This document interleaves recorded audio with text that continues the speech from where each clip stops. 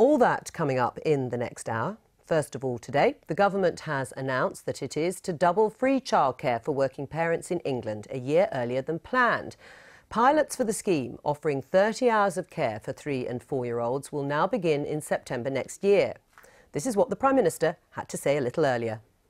Well, we're taking away some tax privileges from people's pensions who earn over, the richest people in our country earning over £150,000. So that's how we pay for it. But what matters is why we're doing it, which is, for many families, childcare is not one issue amongst many. It is the issue, the cost of childcare. Families who would like to go back to work or like to work an extra shift to get that extra money in, currently they look at what they earn, they look at the cost of childcare, and it doesn't make sense. The Prime Minister there. Well, not everyone's happy.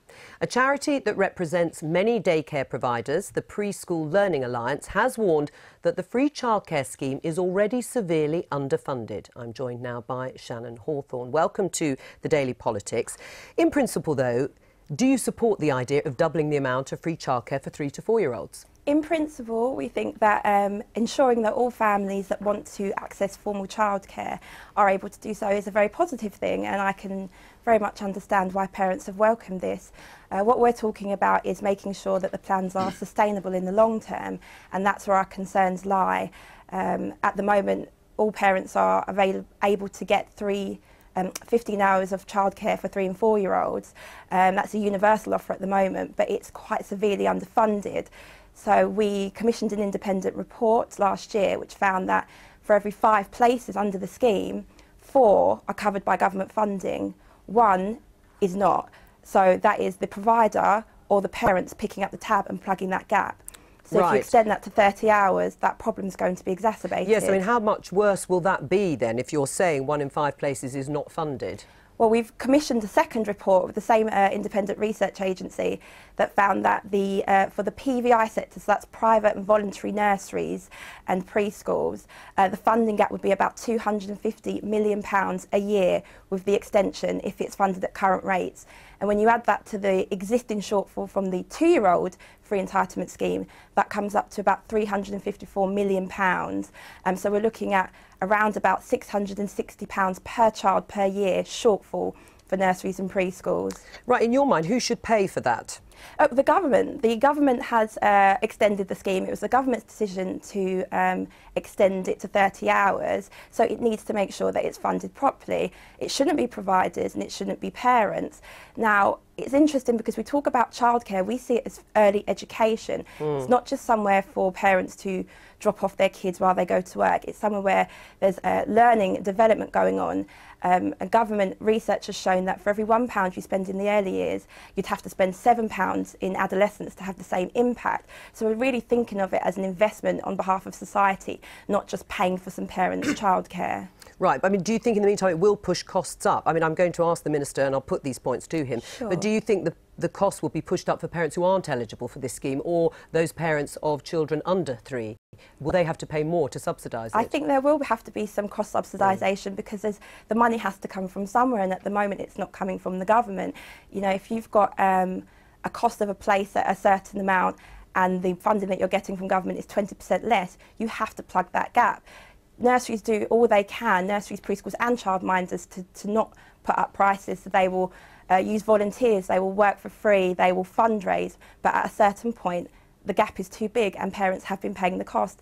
That's why we're seeing such high costs in this country. Shannon Hawthorne, thank you. Well, I'm joined now by the Childcare and Education Minister, Sam Gyimah. Before we come to the specific costs, Sam Gyimah, just explain exactly what you're going to bring in, when and who for. So we're introducing 30 hours of free childcare per week for working parents. Currently, all children get 15 hours of free childcare, so we're extending the current offer by 15 hours specifically for working parents. In order to deliver on this, we've announced a cross-government task force to be looking at the detail of this, but we're also going to be announcing a review into how the funding would actually work for nurseries. Right, because at the moment it's clear there is a funding shortfall to the tune of £354 million. They've obviously conducted some serious research. How are you going to meet that shortfall? Well, the PSLA has done its research and they're saying that it's 250 million shortfall on the existing 15 hours. We were the only party in the election to commit to increasing the hourly rate for the first 15 hours. We're going to deliver on that. But the way we need to arrive at the right rate is to actually have a thorough review. And the reason why a thorough review is important is that we increased the amount of money going into the sector by £1 billion in the last parliament. But what I became aware of when I became childcare minister is different local authorities pay different rates to the nurseries. So there are different rates across the country, different rates for different types of providers. So we need this review to establish what is the right, not just the right rate, but the most efficient and effective way of routing money to nurseries. Right, but that sounds like you're not going to give enough money to meet the costs of childcare providers. We heard there from Shannon Hawthorne, there's already a shortfall. 1 in 5 places is not funded. Why?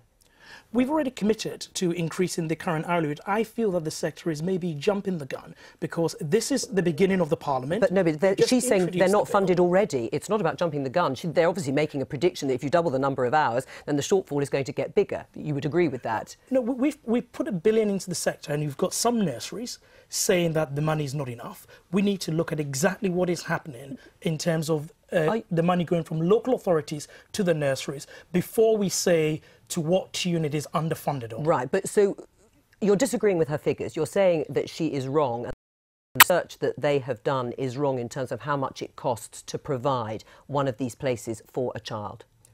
I'm agreeing with the sector that we need to look at the funding rate for the first 15 hours in terms of what exactly that amount is. You can't prejudge it till you've actually done a detailed review looking at what's happening in different parts of the country. Right, who's eligible for this? Say again, it's anybody in terms of 2 working parents or a single parent who's working, is that right? That's absolutely right. Right, so it is somebody on a family income of £300,000 will be eligible for state subsidised care?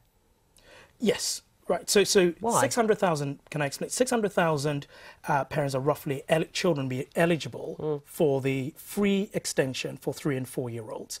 Now, we can argue about the tiny percentage of people who earn £300,000 and what that means for them, but the people that this will principally benefit are those for whom they do not work and cannot work more hours because the cost of childcare is too high. And those are the people who will be really focusing on to make sure that they can get the help they need. The policy as it has been designed is a simple and direct policy to really help these parents, and that's what we should be focusing on. Right, but why should higher earners be getting that free childcare when, in fact, if there is a funding shortfall, you could be using that money to plug the gap for those who are less well off?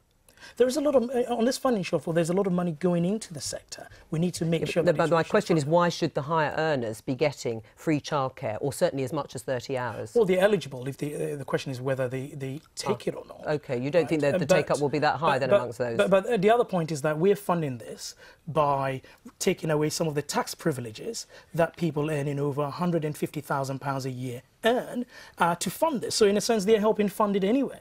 Would you be happy for childcare costs, which are considered one of the highest in the EU, would you be happy for them to increase more for those people who aren't eligible? So for parents of 2-year-olds or 1-year-olds, would you be happy for those costs to go higher in order to help fund it? There is a lot of subsidy already. We have 15 hours of free childcare for 2-year-olds. We legislated for tax-free childcare, which gives those parents 20% off the childcare that they buy. Now, this is a big pledge. It is going to be a big change to the system. And what people are doing is second-guessing how the childcare economy as a whole is going to respond to this. Now, we've got to allow time to actually work through it. So we're having our trials in 2016. Well, you brought it forward, though, haven't you? So you're not giving them that much time. So we've got trials in 2016. The full policy comes into effect in 2017. Now, if you introduce a big change like this, you expect the sector to respond in different ways. But I don't think till we've actually done the detailed work which the cross-governmental task force will be looking at, we can say that this definitely means that parents of 2-year-olds are going to be paying more. All right, well, I mean, let's have a look at the idea of relaxing child-to-staff ratios. It was something that was considered under the coalition. We had the Minister at the time, Liz Truss, talk about it, but it was rejected. Would you consider that again? We've moved on from ratios. Right. But what we did do... You're not going to look at them again? We've moved on from ratios. What we did do in the last Parliament, for example, was look at more nursery provision within schools. We introduced other deregulatory measures, for example, allowing childminders to operate off domestic premises for 50% of the time, make it easier for nurseries to expand. And I think those measures taken together will help expand capacity within the system. Why have you moved off the idea of relaxing staff to child ratios? We had that debate and we moved on. Right, so you don't think it's worth considering? That, of course, would keep costs down.